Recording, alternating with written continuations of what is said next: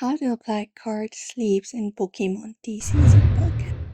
So hello everybody, you may follow up this method in order to do so. First of all, open up Pokemon TCGP application onto your device, and once you open it up, you should be finding this kind of interface on your screen.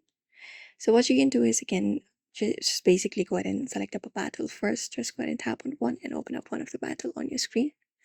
And once you open it up, you can locate up the option of decks. So just go ahead and click on decks and a menu appears.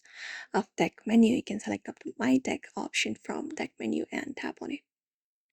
Now once tapped on it, my deck opens up, and from here you can just go ahead and select one of the decks, tap on it, and from here you will be finding different sleeve cards.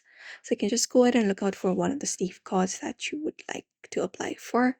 Tap on it, select it, and you can select the accessories, your energy highlight card, and everything. And once that is done, you should be applying for the card sleeves on your Pokemon TCG Pocket very easily. So I hope this video was helpful. Give it a thumbs up and subscribe for more tips and tutorials, and we will be seeing you in another video.